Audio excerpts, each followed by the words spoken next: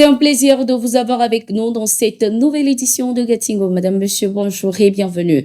De nouveaux instructeurs et matériels militaires russes sont au Niger depuis ce 4 mai 2024. Cette livraison est la troisième effectuée par la Russie pour le Niger. Selon la télévision nationale nigérienne, la Russie a fait 2 livraisons de matériel militaire dans 2 avions cargo. Ceci, moins d'un mois après l'arrivée de premiers instructeurs.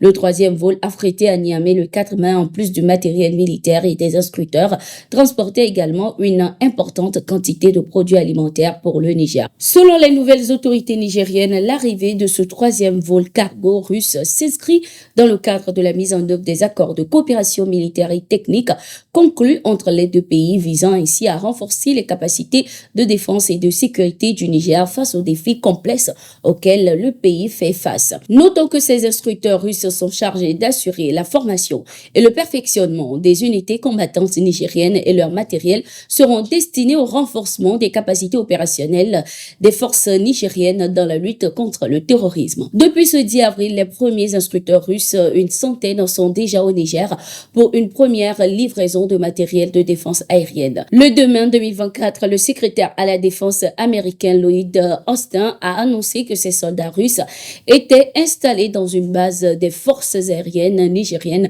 abritant des soldats américains près de l'aéroport de Niamey. C'est la fin de la campagne électorale au Tchad. Des électeurs étaient aux urnes ce 6 mai 2024 pour élire leur président pour les 5 prochaines années après 3 ans de transition politique faisant suite à la mort de l'ex-chef de l'État Idriss Déby.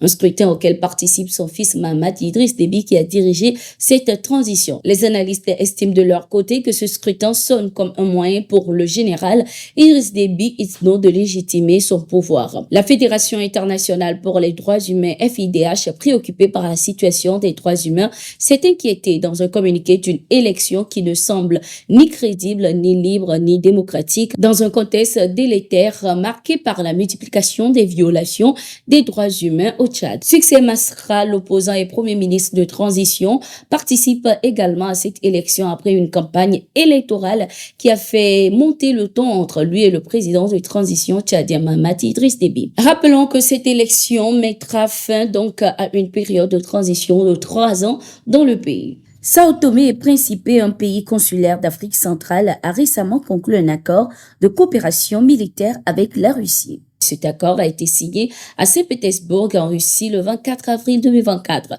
Selon les sources, cette coopération marque un tournant significatif dans les relations entre les 2 nations, renforçant ainsi leur partenariat stratégique.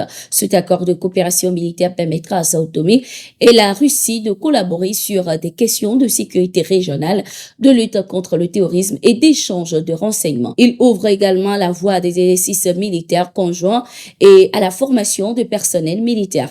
La Russie, en tant que puissance militaire majeure, apportera son expertise et son soutien technique à Sao Tomé pour renforcer ses capacités de défense. En retour, Sao Tomé offrira des opportunités de coopération dans d'autres domaines tels que l'énergie et le commerce.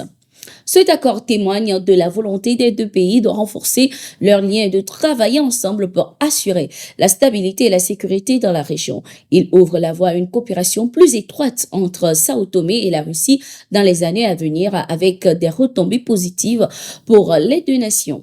Au Burkina Faso, les citoyens étaient dans les rues ce week-end pour exprimer leur mécontentement à l'égard des partenariats entre leur pays et les pays occidentaux, notamment la France et les États-Unis. Ces manifestants s'opposent vivement à ces collaborations et estiment qu'elles ne servaient pas les intérêts du pays. Les protestations ont mis en lumière les préoccupations croissantes concernant la présence et l'influence des États-Unis et de la France au Burkina Faso.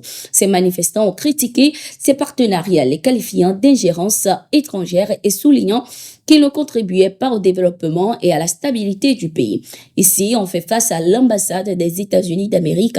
Trop c'est trop, on ne veut plus de partenariats avec les États-Unis ainsi que la France. Nous voulons des partenariats gagnant-gagnant et un partenariat qui est clair, a laissé entendre Namblé, le président des jeunes leaders panafricains interrogé par Sputnik Afrique au sujet de cette mobilisation. Certains manifestants ont appelé à une révision complète des accords de coopération avec les États-Unis et la France, exigeant une approche plus indépendante pour répondre aux aspirations de sa population. Toujours avec le Burkina Faso, ils sont plusieurs terroristes à être neutralisés ce week-end lors des opérations de reconquête du territoire. Selon les sources concordantes, plusieurs de ces assaillants ont perdu la vie dans la destruction de leur base ce 5 mai par les vecteurs aériens de l'armée. Toujours le 5 mai 2024, les 5e et 9e bataillons d'intervention rapide ont poursuivi le ratissage dans plusieurs zones, notamment à Mansilla, Yanga, région du Sahel. Là également, plusieurs criminels ont été tués et d'autres faits prisonniers par les forces armées qui ont également récupéré du matériel. C'était tout pour cette édition. Merci d'être resté avec nous. Nous sommes en continu sur nos différentes plateformes et sur notre site d'information, le www.toafrica.com.